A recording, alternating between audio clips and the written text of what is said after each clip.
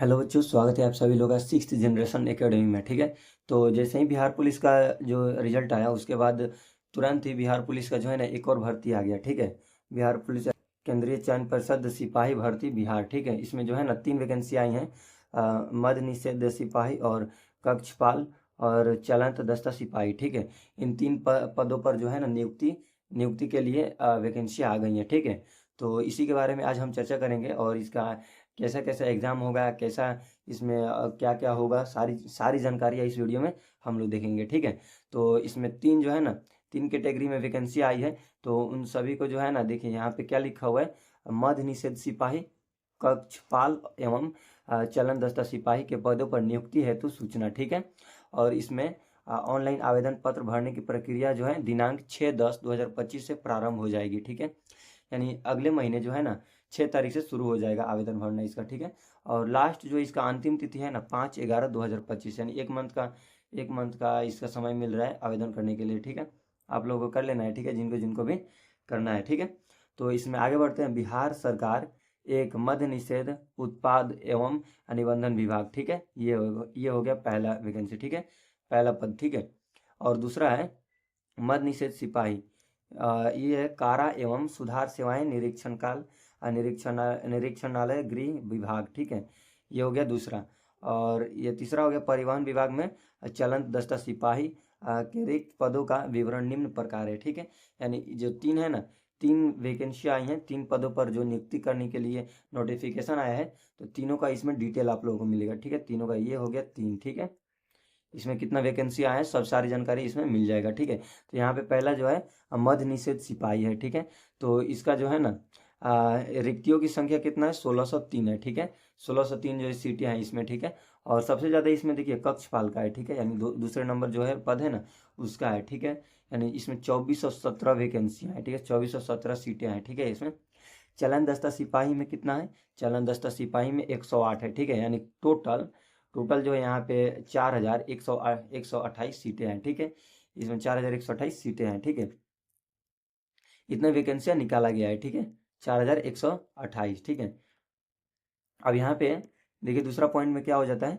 दूसरा पॉइंट में जो इम्पोर्टेंट होगा उसको हम लोग देखेंगे, जानेंगे क्या क्या दिया हुआ है। ठीक है, केंद्रीय चयन परिषद सिपाही भर्ती को उपयुक्त पदों पर चयन हेतु सामान्य प्रशासन विभाग बिहार सरकार के एक पत्रांक 23 नियुक्ति 1/20/24 50 53 इस यानी ये इम्पोर्टेंट नहीं है। ठीक है, जो इम्पोर्टेंट है उसको हम देखेंगे।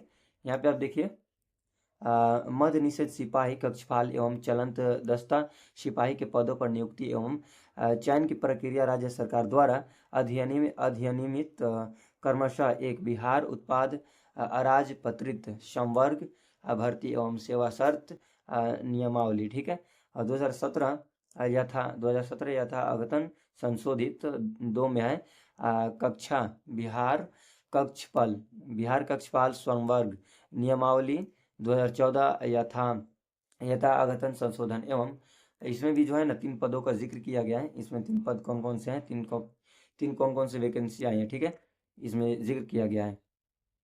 देखिए चौथा नंबर पॉइंट में क्या है, रिक्त एक में है मद्य निषेध उत्पाद एवं निबंधन विभाग बिहार सरकार में मद्य निषेध सिपाही के रिक्त पदों यानी वेतमान लेवल 3 21,700 से लेकर 69,100 रुपये तक की इसमें वेतन दिए जाते हैं। ठीक है, की संख्या 1603 यानी 1603 है, जिसका आरक्षण कोटिवार विवरण निम्न है। ठीक है, यानी आरक्षण के साथ जो है ना कितना आरक्षण लगेगा, कितना, इसमें सभी जानकारी दी गई है। तो इसमें 1603 वैकेंसी आई है। ठीक है, इसका सैलरी क्या हो जाता है, वेतन क्या हो जाता है, 21,700 से लेकर 69,100 तक हो जाता है, यानी ठीक है इसका वेतन हो जाता है। तो यहाँ पर आप देख सकते हैं कितना इसमें वैकेंसियाँ है, 1603 वैकेंसियाँ इसमें आया है। और इसका सारी जानकारी यहाँ पे दिया गया है कि किसमें कितना पदों की संख्या है। जैसे यूआर में क्या है, गैर आरक्षित में इसमें क्या है 678 सीटें हैं। ठीक है, 678 पदों की संख्या है। और इस ईडब्ल्यूएस में कितना है, 160 है, एससी में 242, एसटी में 16, इस तरह से ईबीसी में भी 260, बीसी में 196, पिछड़ वर्ग में 51 है।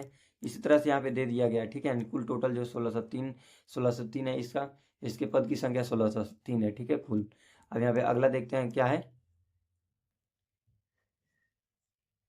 यहाँ पर दूसरा पॉइंट में क्या होता है, कारा एवं सुधार सेवाएं निरीक्षणालय गृह विभाग। कारा में कक्षपाल के रिक्त पदों वेतमान लेवल 3 यानी 21,700 से लेकर 69,100 की संख्या 2417 यानी 2,417 है, जिसका आरक्षण कोटिवार विवरण निम्न प्रकार से है। तो इसका भी यहाँ पे डिटेल दे दिया गया है। इसमें कितना सैलरी दिया जा रहा है, इसमें वेतन जो है 21,700 यानी सेम समय इसका 21,700 और 69,100 के बीच, ठीक है। आरक्षण कोटि यहाँ पे दिया गया है। इसमें UR है, EWS है, SC है, ठीक है। इसमें पदों की संख्या यहाँ पे पूरा बता दिया गया है, यानी इसमें पदों की संख्या कुल टोटल यहाँ पे दे दिया गया है कितना सारा, यहाँ पे 2417 सीटें हैं, ठीक है। कुल 2417 पदों की संख्या है, ठीक है। अब आगे बढ़ेंगे। आगे अगला पॉइंट में क्या हो जाता है, यहाँ पे देख सकते हैं 2417 जो है ना, ये हो गया कुल टोटल हो जाएगा 2417, ठीक है। एसटी में इतना है और EBC BCW में इतना इतना दे दिया गया है, ठीक है। अगला पॉइंट की तरफ चलते हैं। अगला पॉइंट में क्या होता है, अब परिवहन विभाग में चलंत दस्ता सिपाही के रिक्त पदों को वेतमान लेवल 2 यानी 19,900 से लेकर 63,200 तक वेतन की संख्या 108 यानी 108 है, जिसका आरक्षण कोटिवार विवरण निम्न प्रकार से है, ठीक है। यानी 108 इसमें पदों की संख्या है। तो इसमें देखिए कितना है, इसमें UR में कितना है, यानी गैर आरक्षित में है 56 है, EWS में 9 है, SC में 22 है, ST में 3 है, उसके बाद में EBC में 5 है, BC में 0, BC में नहीं है, और BCW में 13, ठीक है। इतना दिया गया है, ठीक है। अब यानी कि यहाँ पे कुल टोटल 108 सीटें हैं, तो यहाँ पे बता दिया गया 108 सीटें हैं इसमें। अब नोट देखिए इसमें क्या कहा गया है, लिखित परीक्षा के पूर्व अधियाची प्राधिकारों से प्राप्त नई अधियाचनाओं को शामिल किया जा सकता है तथा अथवा संशोधन होने पर पदों की संख्या घट बढ़ सकती है। यानी कि इतना तो बता दिया गया है कि 4,000 कुछ जो है 4,000 कुछ पदों की नियुक्ति होगी, ठीक है। यानी इसमें जो है ना घट भी सकता है, बढ़ भी सकता है, ये भी बता दिया गया है इसमें, ठीक है। बढ़ाया भी जा सकता है पदों की संख्या और घटाया भी जा सकता है, ठीक है।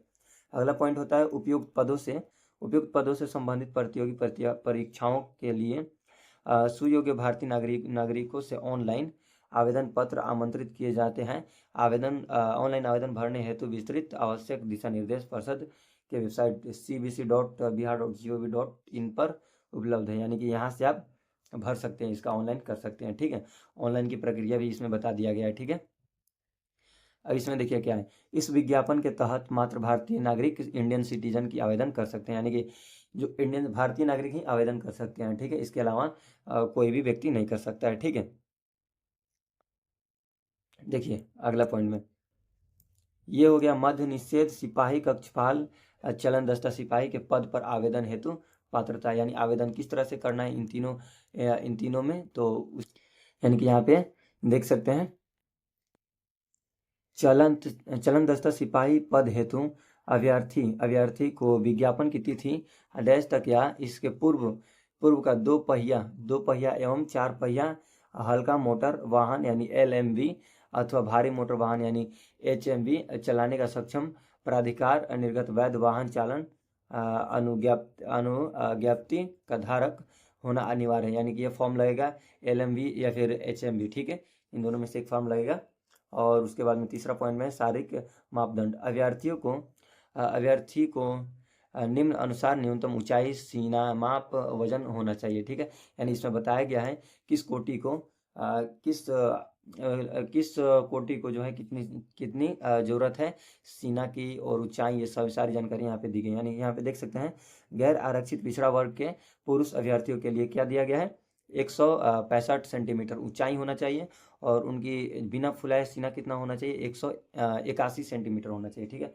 ओनली 81 सेंटीमीटर होना चाहिए बिना फुलाए, और फुलाकर 86 सेंटीमीटर होना चाहिए। यह तो इतना आसपास होना चाहिए, ठीक है। मतलब कि 86 सेंटीमीटर फुला के और 81 सेंटीमीटर बिना फुलाए, यानी गैर आरक्षित UR को, ठीक है। अत्यंत पिछड़ा वर्ग यानी EBC के लिए पुरुषों के लिए कितना है इसमें दिया गया है, 160 सेंटीमीटर हाइट होना चाहिए, 160 सेंटीमीटर, ठीक है। गैर आरक्षित वर्ग के लिए 165 है, और ईबीसी के लिए कितना है, 160 सेंटीमीटर है, ठीक है। और न्यूनतम बिना फुलाए 81 होना चाहिए और 86 फुला के होना चाहिए, ये सेम सेम है, ठीक है। और अनुसूचित जाति एवं अनुसूचित जनजातियों के लिए के पुरुष अभ्यर्थियों के लिए तो इसमें 160 है इन लोगों का, ठीक है। और SC ST का इतना है, और बिना फुलाए 79 होना चाहिए, और फुला के 84 सेंटीमीटर होना चाहिए सीना, ठीक है। इसका ये हो गया। और सभी वर्गों के यहाँ पे आगे देखते हैं, सभी वर्गों की महिलाओं अभ्यर्थियों के लिए न्यूनतम वजन 48 किलोग्राम होना आवश्यक है, यानी कि उनका जो है 48। लड़कों के लिए इसमें वजन के लिए कोई सूचना नहीं दी गई है, इसमें सिर्फ लड़कियों का जो है ना, महिलाओं के लिए वजन इसमें दिया गया है, ठीक है। वजन कितना होगा उसका, न्यूनतम न्यूनतम वजन होगा 48 किलोग्राम, ठीक है। यहाँ पे जो है ना, सभी वर्गों की महिलाओं अभ्यर्थियों के लिए 155 सेंटीमीटर होना चाहिए, ठीक है, हाइट होना चाहिए। और सभी सभी वर्गों की महिलाओं अभ्यर्थियों के लिए न्यूनतम वजन 48 किलोग्राम होना चाहिए, ठीक है। इसमें इतना जिक्र है, ठीक है। अब नोट देखिए, नोट, ट्रांसजेंडर अभ्यर्थियों के लिए शारीरिक मापदंड महिला अभ्यर्थियों के समान होंगे, ठीक है।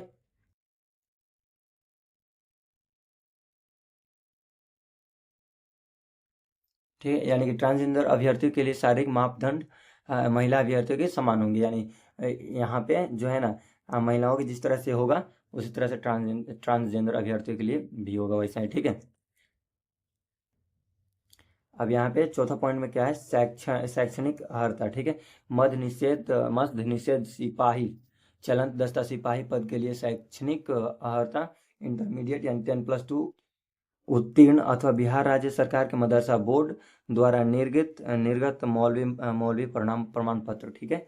अथवा बिहार राज्य के संस्कृत बोर्ड द्वारा निर्गत शास्त्रीय अंग्रेजी सहित अथवा आचार्य अंग्रेजी रहित प्रमाण पत्र, अथवा राज्य के सरकार द्वारा मान्यता प्राप्त अन्य समक्ष शैक्षणिक अर्हता होगी, ठीक है। यानी कि इसकी आवश्यकता पड़ेगी आप लोगों को, यानी इसमें जो हो उसकी आवश्यकता पड़ेगी, ठीक है। तो अब देखिए अगला पॉइंट में क्या है, कक्षपाल पद के लिए शैक्षणिक अर्हता किसी भी राज्य शासन केंद्रीय शासन द्वारा मान्यता प्राप्त बोर्ड परिषद से इंटरमीडिएट 10+2 अथवा समक्ष परीक्षा उत्तीर्ण, ठीक है, इसकी आवश्यकता पड़ेगी कक्षपाल के लिए, ठीक है। उम्र सीमा इसमें देखिए क्या बताया गया है, पांचवें में जो है उम्र सीमा बताई गई है। तो उम्र सीमा में क्या है, मद्य निषेध सिपाही पद के लिए अभ्यर्थी की उम्र की गणना मैट्रिक अथवा समक्ष परीक्षा के प्रमाण पत्र में अंकित जन्म तिथि के आधार पर की जाएगी। कट ऑफ की तिथि के अनुसार अभ्यर्थियों की उम्र की सीमा आरक्षण कोटिवार निम्न रहेगी, ठीक है। यानी यहाँ पे बता दिया गया है क्या क्या है। गैर आरक्षित कोटि के लिए न्यूनतम उम्र 18 वर्ष और अधिकतम उम्र 25 वर्ष है, ठीक है। और पिछड़ा वर्ग कोटि एवं अत्यंत पिछड़ा वर्ग कोटि के पुरुषों के लिए अधिकतम उम्र की सीमा में 2 वर्ष का शिथिलीकरण, यानी न्यूनतम उम्र 18 वर्ष और अधिकतम उम्र 27 वर्ष होगी, ठीक है। और अगला क्या हो जाता है, तीसरा नंबर पॉइंट में पिछड़ा वर्ग एवं अत्यंत पिछड़ा वर्ग कोटि की महिलाओं के लिए अधिकतम उम्र सीमा में 3 वर्षों का शिथिलीकरण, यानी न्यूनतम 18 और 28 वर्ष, ठीक है, इसमें हो जाएगा, ठीक है। और अनुसूचित जनजाति कोटि के अभ्यर्थियों तथा ट्रांसजेंडर के लिए अधिकतम उम्र की सीमा 5 वर्षों का शिथिलीकरण, यानी न्यूनतम उम्र इनका हो जाता है 18 वर्ष और अधिकतम उम्र 30 वर्ष, ठीक है। आगे आप देख सकते हैं, आगे क्या है, ख नंबर में है कक्षपाल के पद के लिए अभ्यर्थी की उम्र की गणना मैट्रिक अथवा समक्ष परीक्षा के प्रमाण पत्र में अंकित जन्म तिथि के आधार पर की जाएगी, ठीक है। कट ऑफ की तिथि के अनुसार अभ्यर्थियों की उम्र की सीमा आरक्षण कोटिवार निम्न रहेगी, ठीक है। यानी इसको आगे देखते हैं कक्षपाल की क्या उम्र सीमा रहेगी।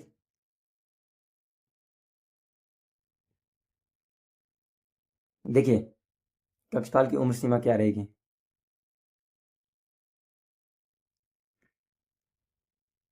इसमें पहला पॉइंट में गैर आरक्षित कोटि के पुरुषों के लिए न्यूनतम उम्र 18 वर्ष और अधिकतम उम्र 23 वर्ष होगा, ठीक है।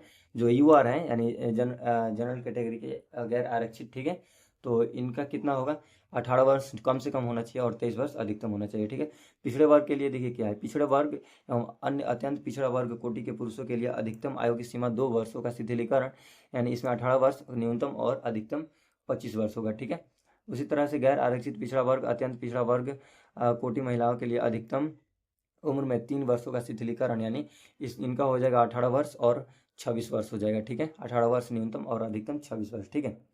अगला पॉइंट हो जाता है अनुसूचित जाति एवं अनुसूचित जनजाति कोटि के अभ्यर्थियों के लिए न्यूनतम अधिकतम उम्र की सीमा में 5 वर्षों का शिथिलीकरण, यानी न्यूनतम उम्र 18 वर्ष और अधिकतम उम्र 28 वर्ष, ठीक है। यानी इनका न्यूनतम उम्र 18 वर्ष और अधिकतम 28 वर्ष हो जाएगा, ठीक है। अगला है कक्षपाल गृह रक्षक कोटा अभ्यर्थियों के लिए उम्र सीमा, ठीक है। तो इसका जो है यहाँ पे 5 वर्षों की छूट दी जाएगी, ठीक है। इसमें विविध अधिकतम उम्र सीमा में सभी आरक्षण कोटि के गृह रक्षक को 5 वर्षों की छूट दी जाएगी। कक्षपाल भूतपूर्व सैनिक कोटा के जो बच्चों हैं, अभ्यर्थी हैं, उनकी उम्र की सीमा इस तरह है। सभी आरक्षण कोटि के भूतपूर्व सैनिक अभ्यर्थी के लिए अधिकतम उम्र सीमा 45 वर्ष हो रहेगी, ठीक है। अधिकतम उम्र सीमा इनकी 45 वर्ष रहेगी। अगला है चलंत दस्ता सिपाही, ठीक है। अगला जो है पद है उसकी इसमें बात की गई, ठीक है। अगला पद जो है चलंत दस्ता सिपाही, इसमें क्या है देखिए, पद के लिए अभ्यर्थी की उम्र की गणना मैट्रिक अथवा समकक्ष परीक्षा के प्रमाण पत्र में अंकित जन्म तिथि के आधार पर की जाएगी। कट ऑफ तिथि के अनुसार अभ्यर्थी की उम्र सीमा आरक्षण कोटिवार निम्न रहेगी, ठीक है। पहला पॉइंट में हो जाता है गैर आरक्षित के लिए न्यूनतम 18 और अधिकतम 25, ठीक है। पिछड़ा वर्ग और अत्यंत पिछड़ा वर्ग के लिए हो जाएगा 18 वर्ष और अधिकतम 27 वर्ष, ठीक है। पिछड़ा वर्ग एवं अत्यंत पिछड़ा वर्ग की कोटि महिलाओं के लिए अधिकतम उम्र सीमा में 3 वर्षों का शिथिलीकरण, यानी न्यूनतम 18 वर्ष और अधिकतम 28 वर्ष हो जाएगा, ठीक है। अनुसूचित जाति एवं अनुसूचित जनजाति कोटि अभ्यर्थियों के लिए अधिकतम उम्र सीमा 5 वर्षों का शिथिलीकरण, यानी न्यूनतम उम्र 18 वर्ष और अधिकतम उम्र 30 वर्ष हो जाएगा, ठीक है। इसमें विहित, ठीक है, इसमें विहित अधिकतम उम्र की सीमा में सभी आरक्षण कोटि के गृह रक्षकों को 5 वर्ष की छूट दी जाएगी, ठीक है। सेम उसी तरह से है।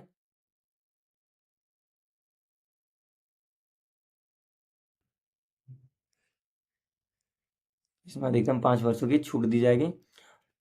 यहाँ पे चौथा नंबर पॉइंट हो जाता है सामान्य प्रशासन विभाग पटना के परिपत्र संख्या 5374 दिनांक 2/4/2013 के अवलोकन में असैनिक पदों पर नियुक्ति हेतु भूतपूर्व सैनिकों की उम्र सीमा में 3 वर्षों का प्रतिरक्षा सेवा में बिताई गई सेवा अवधि के योग्य के समतुल्य रियायत दी जाएगी, ठीक है। बशर्ते उनकी वास्तविक उम्र आवेदन देने की तिथि 57 वर्षों से अधिक नहीं होनी चाहिए, ठीक है। इसका ये हो जाएगा। और इसमें सातवें नंबर पे है बिहार सरकार कार्मिक एवं सुधार विभाग का संकल्प संख्या 2374 दिनांक 16/7/2007 के लिए के अवलोकन में बिहार के सरकारी सेवकों द्वारा उच्चतर वेतमान की सेवा संवर्ग में जाने के लिए प्रतियोगिता परीक्षाओं में भाग लेने हेतु अधिकतम आयु सीमा में 5 वर्षों की छूट दी जाएगी, ठीक है। इसका ये हो जाएगा। अब आरक्षण की बात करें तो इसमें आरक्षण देखिए कैसा है, ठीक है।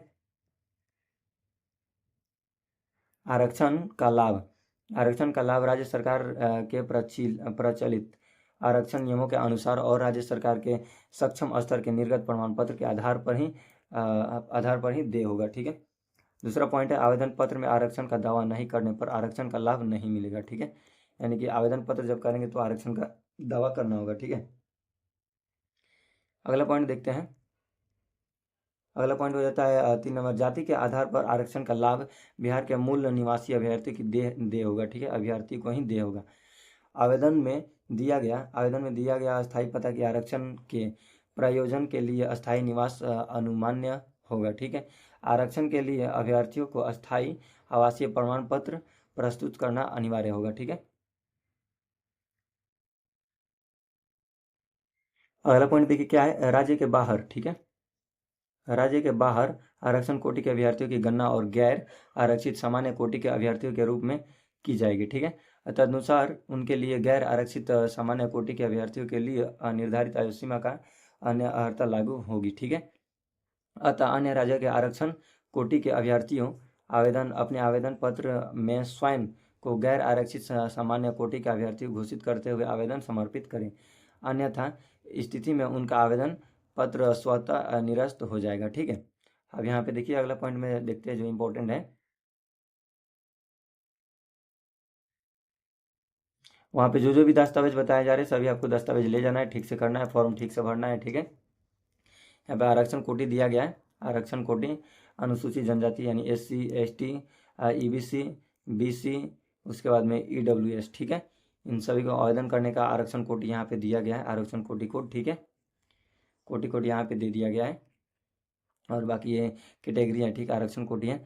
और यहाँ पे देखिए आगे उपयुक्त उपयुक्त आरक्षण, ठीक है, उपयुक्त आरक्षण संबंधित सभी प्रमाण पत्र दस्तावेजों को सत्यापन के समय मूल रूप से प्रस्तुत नहीं करने पर आरक्षण का लाभ दे नहीं होगा तथा अभ्यर्थी रद्द अभ्यर्थित्व रद्द किया जा सकता है, ठीक है। यानी इस बातों का आपको ध्यान रखना होगा, ठीक है।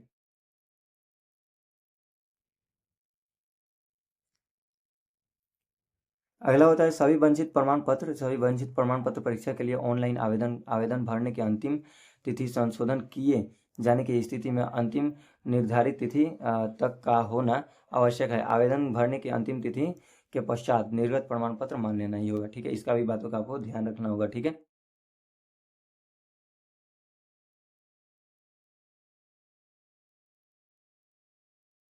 यहाँ पे आवेदन के बारे में बताया गया है, आवेदन किस तरह से होगा।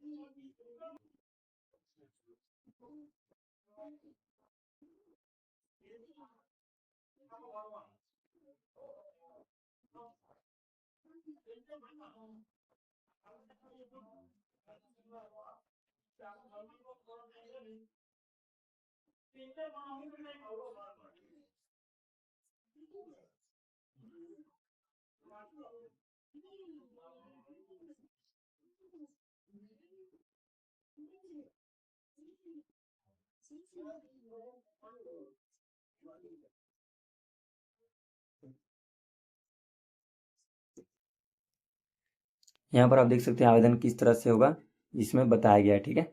आवेदन किस किस तरह से होगा, सारी जानकारी यहाँ पे दी गई है, ठीक है। तो यहाँ पे आप देख सकते हैं आवेदन किस किस तरह से होगा, आप लोग देख लीजिएगा इसका। बाकी आगे चलते प्रथम चरण में लिखित परीक्षा होगी, फिर उसके बाद फिजिकल होगा, इसी तरह से चलेगा शारीरिक दक्षता। यानी यहाँ पे देखिए प्रथम चरण में क्या है, प्रथम चरण हम देख लेते हैं। प्रथम चरण लिखित परीक्षा होगा, ठीक है। आवेदन पत्रों के संग्रहण के उपरांत आवेदन पत्रों की समीक्षा की जाएगी, ठीक है। एवं जिन अभ्यर्थियों के आवेदन पत्र सही पाए जाएंगे उनके लिए लिखित परीक्षा का आयोजन किया जाएगा। यानी ठीक से आप लोगों को फॉर्म भरना है, ठीक है। लिखित परीक्षा का स्तर बिहार विद्यालय परीक्षा समिति 10वीं कक्षा मैट्रिक अथवा समकक्ष स्तर का होगा, ठीक है। लिखित परीक्षा में हिंदी, अंग्रेजी, गणित, सामाजिक विज्ञान, ठीक है, हिंदी, अंग्रेजी, गणित, सामाजिक विज्ञान, इतिहास, भूगोल। इसके बाद में यहाँ पे नागरिक शास्त्र, अर्थशास्त्र, विज्ञान के जो भौतिक, रसायन विज्ञान, प्राणी विज्ञान, वनस्पति विज्ञान, सामान्य ज्ञान एवं समसामयिक मामलों से संबंधित वस्तुनिष्ठ प्रश्न होंगे, ठीक है। विस्तृत पाठ्यक्रम पार्षद की वेबसाइट पर देखा जा सकता है, यानी इनकी वेबसाइट पर, ठीक है। यहाँ पे लिखित परीक्षा में 100 अंक की होगी, ठीक है। लिखित परीक्षा 100 अंक की होगी, 2 घंटा और 2 घंटे के एक प्रश्न पत्र में कुल 100 प्रश्न होंगे, ठीक है, जिसमें प्रत्येक सही उत्तर के लिए 1 अंक दिया जाएगा, ठीक है। परीक्षा OMR शीट पर आधारित होगी।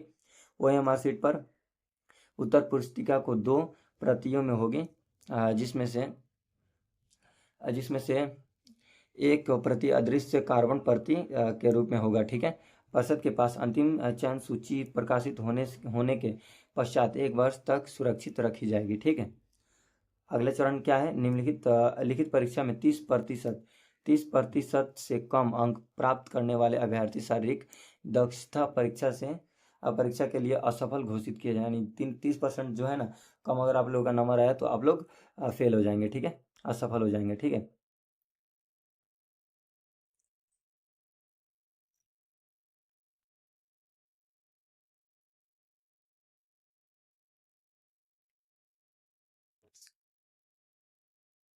द्वितीय चरण में देखिए क्या दिया गया है। द्वितीय चरण में है शारीरिक दक्षता, ठीक है, यानी कि फिजिकल। इसमें जो है लिखित परीक्षा के आधार पर पात्र अभ्यर्थियों को निर्धारित अनुपात में शारीरिक दक्षता परीक्षा के लिए बुलाया जाएगा, ठीक है। यानी जब आप पास हो जाएंगे ना उसमें लिखित परीक्षा में जब पास हो जाएंगे तो उसके बाद में आप लोग का अगला चरण ये होगा, ठीक है। कक्षपाल कक्षपाल में गृह रक्षक कोटा एवं कक्षपाल भूतपूर्व सैनिक कोटा के अभ्यर्थियों को छोड़कर अन्य सभी अभ्यर्थियों को शारीरिक दक्षता परीक्षा में शामिल होना एवं इसमें सफल होना अनिवार्य होगा। यानी कि लिखित परीक्षा में जब आप लोग सफल होंगे तभी अगले चरण में जाएंगे, यानी द्वितीय चरण में जाएंगे। ठीक है, इसमें शारीरिक दक्षता परीक्षा कुल 100 अंकों की रहेगी और ऊंचाई एवं सीना वजन की माप की जाएगी। इसके लिए कोई अंक दे नहीं होगा, परंतु विहित अर्हताएं पूरी नहीं होने वाले अभ्यर्थी को असफल घोषित कर दिया जाएगा। यानी आप लोगों को सीना हाइट जिस तरह से होगा तभी आप लोगों को अगले चरण में जाएंगे, यानी दौड़ और गोला फेंकने के लिए जाएंगे। ठीक है, यहाँ पे देखिए क्या क्या है। मध्य निषेध सिपाही कक्षपाल सीधी भर्ती चलंत दस्ता सिपाही के पद पर नियुक्ति हेतु चयन के लिए अंतिम मेगा सूची शारीरिक दक्षता परीक्षा के अधीन तीनों स्पर्धाओं यथा दौड़, ठीक है, दौड़, ऊंची कूद और तथा गोला फेंक, ठीक है, इन सभी को करना होगा। ठीक है, इन सभी अभ्यर्थी द्वारा प्राप्त कुल अंक के आधार पर तैयार की जाएगी। ठीक है, इन तीनों स्पर्धाओं में अभ्यर्थी को अलग अलग सफल होना आवश्यक है। ठीक है, इन सभी में सफल होना आवश्यक है। ठीक है, अब यहाँ पे आप देख सकते हैं शारीरिक दक्षता के परीक्षा में निम्नलिखित स्पर्धाएं होंगी। ठीक है, तो यहाँ पे देखिए पहला है दौड़, अधिकतम 50 अंक है। ठीक है, 5 मिनट में जो है 5 मिनट में 50 अंक मिलेंगे। 5 मिनट से 5 मिनट 20 सेकेंड तक। ठीक है, 5 मिनट से अगर कम में कर लेंगे ना दौड़ पूरी, ठीक है, तो इसमें दौड़ देखिए कितना करना है। ठीक है, हम बता दे रहे हैं, इसमें दौड़ है 50 अंक का। ठीक है, सभी कोटि के यानी जितने भी अभ्यर्थी हैं उन सभी को 1 मील यानी 1600 मीटर। ठीक है, 1600 मीटर आपको दौड़ना है 6 मिनट में। ठीक है, अधिकतम 6 मिनट अधिकतम दिया गया है। ठीक है, 6 मिनट के बाद जाएंगे तो आपको हटा दिया जाएगा। अब देखिए 5 मिनट से कम में अगर आप दौड़ते हैं तो 50 अंक मिल जाएगा। 5 मिनट से अगर 5 मिनट 20 सेकेंड तक दौड़ते हैं तो आपको 40 अंक मिलेगा। ठीक है, यानी आपको 5 मिनट से कम में पूरा करना होगा 1600 मीटर। ठीक है, तभी आप पूरा 50 का 50 अंक मिलेगा आपको। ठीक है, आगे यहाँ पे देख सकते हैं 5 मिनट में 5 मिनट 20 सेकेंड से अधिक एवं 5 मिनट 40 सेकेंड से अधिक सेकेंड तक 30 अंक और 5 मिनट 40 सेकेंड से अधिक एवं 5 मिनट तक 20 अंक। ठीक है, 6 मिनट से अधिक समय लेने वाले अभ्यर्थियों के लिए पुरुष अभ्यर्थियों को असफल घोषित किया जाएगा। ठीक है, सभी कोटि की महिलाओं की देखिए क्या है, 1 किलोमीटर। ठीक है, 1 किलोमीटर अधिकतम 5 मिनट में, 5 मिनट में 1 किलोमीटर दौड़ना है। ठीक है, यानी 1000 मीटर। ठीक है, 4 मिनट में अगर पहुंचेंगी तो 50 अंक मिलेगा। 4 मिनट से कम में, ठीक है, 4 मिनट से 4 मिनट 20 सेकंड तक तो उनको क्या मिलेगा, 40 अंक मिलेगा। ठीक है, 4 मिनट 20 सेकंड से अधिक एवं 4 मिनट 40 सेकंड तक तो 30 अंक मिलेगा और 4 मिनट 40 सेकंड से अधिक एवं 5 मिनट तक 20 अंक मिलेगा। ठीक है, सबसे बेस्ट रहेगा कि आप कोशिश कीजिएगा 4 मिनट से पहले जो है ना कंप्लीट कर लिया जाए ताकि 50 का 50 अंक मिल जाए। ठीक है, अब इसमें देखिए क्या है, 5 मिनट से अधिक समय लेने वाले महिला अभ्यर्थियों को असफल घोषित किया जाएगा। ठीक है, जिन जिनका भी अगर बिहार पुलिस में सिलेक्शन हो गया कमेंट करते रहिएगा किनका किनका हो गया है और कौन कौन इनका फॉर्म भरेंगे, सभी कमेंट कीजिएगा। ठीक है, यहाँ पे अगला चरण है गोला फेंकना। ठीक है, गोला फेंकना क्या है, 25 अंक का है। ठीक है, सभी कोटि पुरुष सभी पुरुषों के लिए कितना है, 16 पाउंड का गोला न्यूनतम 16 फीट फेंकना होगा। ठीक है, यानी लमसम 16 पाउंड का गोला लमसम 7.5 किलो के आसपास होता है। ठीक है, उसको फेंकना कितना है, 16 फीट फेंकना है। ठीक है, 16 फीट से 17 फीट तक फेंकेंगे तो 9 अंक मिलेगा और 17 फीट से ज़्यादा 18 फीट तक फेंकेंगे तो 13। उसके बाद में 18 फीट से ज़्यादा 19 फीट तक करेंगे 17, 19 फीट से ज़्यादा 20 फीट तक करेंगे 21, उसके बाद 20 फीट से ज़्यादा 25, मैक्सिमम 25 अंक है। ठीक है, 16 फीट से कम फेंकने वाले पुरुष अभ्यर्थी को असफल घोषित किया जाएगा। सभी कोटि के महिलाओं के लिए देखिए क्या गया है, 12 पाउंड का गोला न्यूनतम 12 फीट फेंकना होगा। ठीक है, 12 पाउंड का गोला 12 फीट फेंकना होगा। 12 फीट से 13 फीट तक फेंकेंगे तो 9 अंक और 13 फीट से ज़्यादा 14 फीट तक फेंकेंगे तो 13 अंक, 14 फीट से ज़्यादा 15 फीट तक फेंकेंगे तो 17 अंक और 15 फीट से ज़्यादा 16 फीट तक फेंकेंगे। ठीक है, तो इसमें आपको 21 अंक और 16 फीट मैक्सिमम फेंकेंगे तो इसका 25 अंक मिलेगा। ठीक है, यानी 16 फीट से ज़्यादा आप लोगों को फेंकना है। ठीक है, 12 फीट से कम फेंकने वाली महिलाओं अभ्यर्थियों को असफल घोषित कर दिया जाएगा। ठीक है, ऊंची कूद आ जाता है। ठीक है, ऊंची कूद में क्या होता है, ऊंची कूद में अधिकतम 25 अंक है। ठीक है, सभी कोटि पुरुष के लिए न्यूनतम 4 फीट है। ठीक है, जितने भी पुरुष हैं उनको सभी को 4 फीट कूदना है। ठीक है, 4 फीट कूदने पर क्या है, ठीक है, 4 फीट कूद पर 13 अंक, 4 से 4 इंच, 4 फीट 4 इंच पर 17 अंक, और 4 फीट 8 इंच पर 21 अंक, 5 फीट 25 अंक, ठीक है। 5 फीट से ज़्यादा अगर करेंगे, 5 फीट कर लेंगे तो इसमें 25 अंक आपको मिल जाएगा। 4 फीट न कूद सकने वाले पुरुष अभ्यर्थियों को असफल घोषित किया जाएगा, ठीक है। उसके बाद महिलाओं की बात करें, सभी कोटि के महिलाओं के लिए न्यूनतम ऊंचाई 3 फीट है, यानी 3 फीट कूदेंगे तो 13 अंक, और 3 फीट 4 इंच कूदेंगे तो 17 अंक, और 3 फीट 8 इंच कूदेंगे तो 21 अंक, 4 फीट कूदेंगे तो 25 अंक, ठीक है।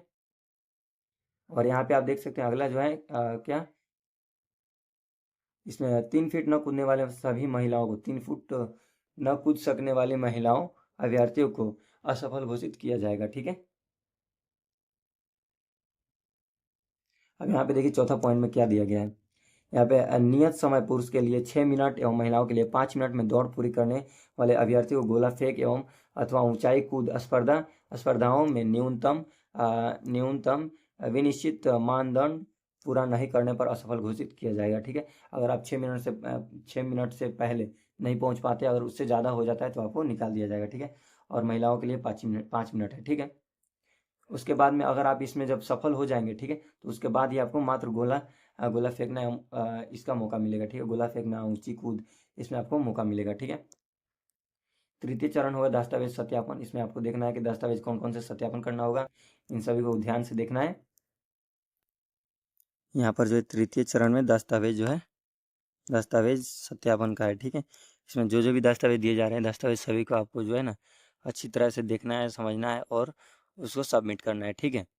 इन सभी को अच्छे से आप लोगों को देख लेना है, ठीक है। बाकी हम बता दे रहे हैं।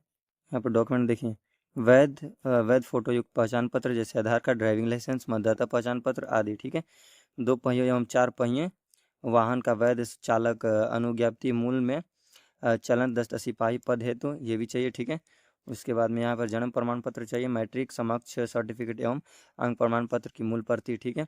इंटरमीडिएट या समकक्ष समकक्ष परीक्षा उत्तीर्णता प्रमाण पत्र, इंटरमीडिएट या समकक्ष परीक्षा का अंक पत्र, और अनुसूचित जाति SC ST आरक्षण वर्ग के अभ्यर्थियों के लिए देखिए क्या है, सक्षम प्राधिकार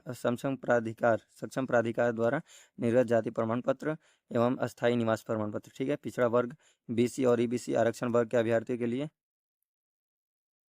सक्षम प्राधिकार देखिए क्या है, इसमें सक्षम प्राधिकार द्वारा निर्गत जाति प्रमाण पत्र एवं अस्थायी निवास प्रमाण पत्र भी चाहिए, एवं सक्षम प्राधिकार द्वारा निर्गत के क्रीमी लेयर रहित प्रमाण पत्र यानी NCL की इसमें आवश्यकता पड़ेगी। आगे यहाँ पर देखिए, एक वर्ष विगत विगत 1 वर्ष से पूर्व का निर्गत क्रीमी लेयर रहित प्रमाण पत्र होने का सामान्य प्रशासन विभाग बिहार सरकार के परिपत्र संख्या 15/440 दिनांक 5/12/2017 के अनुसार विहित प्रपत्र फॉर्म में घोषणा पत्र की संलग्न करना अनिवार्य होगा, ठीक है। और आगे देखते हैं क्या क्या हुआ है इसमें। देखिए यहाँ पर FFW अभ्यर्थियों के लिए जिला प्राधिकृत पदाधिकारी के हस्ताक्षर से निर्गत भूतपूर्व स्वतंत्रता सेनानी के पोता पोती नाती नतनी होने का प्रमाण पत्र, सेनानी प्रमाण पत्र एवं अस्थायी निवास प्रमाण पत्र चाहिए, ठीक है। लेकिन स्वतंत्रता सेनानी के उत्तराधिकार होने का परिचय पत्र मान्य नहीं होगा, ठीक है। आर्थिक रूप से कमजोर एवं वर्ग EBC के लिए EWS अभ्यर्थियों के लिए सक्षम प्राधिकार द्वारा वित्तीय वर्ष 2024-2025 के लिए बिहार सरकार की अनुसूचना संख्या 2622 दिनांक 26/2/2019 के साथ संलग्न अनुसूची 1 प्रपत्र 1 में निर्गत प्रमाण पत्र एवं अस्थायी निवास प्रमाण पत्र की आवश्यकता होगी। ट्रांसजेंडरों के लिए देखिए क्या क्या है इसमें। ट्रांसजेंडरों के लिए भी यही है। ट्रांसजेंडर अभ्यर्थियों के लिए सक्षम प्राधिकार जिला पदाधिकारी द्वारा निर्गत ट्रांसजेंडर होने का संबंधी पहचान प्रमाण पत्र एवं सामान्य प्रशासन विभाग बिहार सरकार का परिपत्र संख्या 9556 दिनांक 19/6/2024 सह पाठित उभयलिंगी व्यक्ति अधिकारों का संरक्षण नियम 2020 के प्रपत्र 3 अथवा प्रपत्र 4 में निर्गत पहचान प्रमाण पत्र एवं अस्थायी निवास प्रमाण पत्र की आवश्यकता होगी। भूतपूर्व सैनिक कक्षपाल पद अभ्यर्थियों के लिए देखिए, भूतपूर्व सैनिक होने का संबंध, वैध पहचान पत्र एवं डिस्चार्ज बुक एवं पीपीओ की मूल प्रति, ठीक है।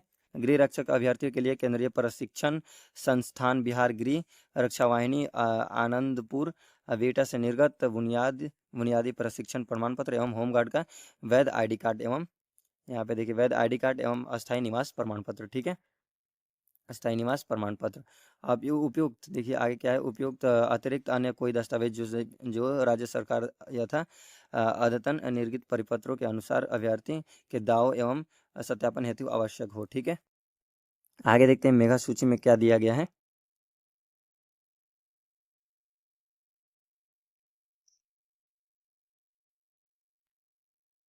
बाकी यहाँ सब मेडिकल वेडिकल के बारे में बताया गया है, सब आवेदन किस तरह से करना है आगे बता दिया गया है, ठीक है।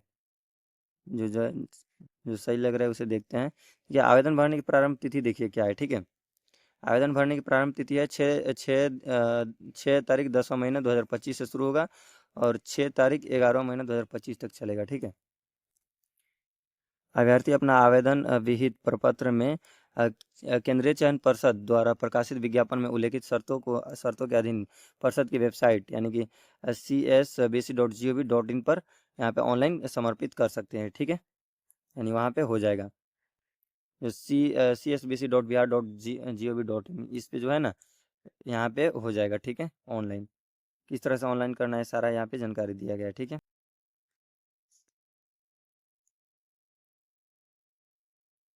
यहाँ पे सारी जानकारी दी गई, क्या क्या डॉक्यूमेंट लगेंगे सभी चीज़।